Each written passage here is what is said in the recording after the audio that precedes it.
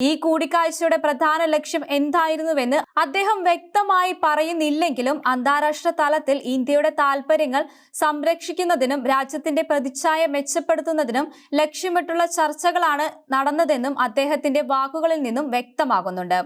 വിവിധ രാജ്യങ്ങളിൽ പ്രതിനിധികളുമായി അദ്ദേഹം സംവദിക്കുകയും ഇന്ത്യയുടെ കാഴ്ചപ്പാടുകൾ അവരെ ധരിപ്പിക്കുകയും ചെയ്തു.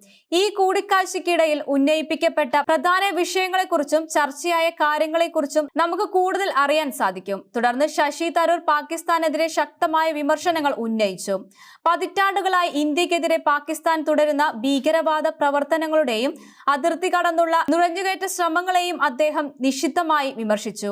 അന്താരാഷ്ട്ര വേദികളിൽ പാകിസ്ഥാൻ സ്ഥിരമായി ഉന്നയിക്കുന്ന ആരോപണങ്ങളുടെയും ഇന്ത്യക്കെതിരായ പ്രചരണങ്ങളെയും തരൂർ ശക്തമായി എതിർത്തു.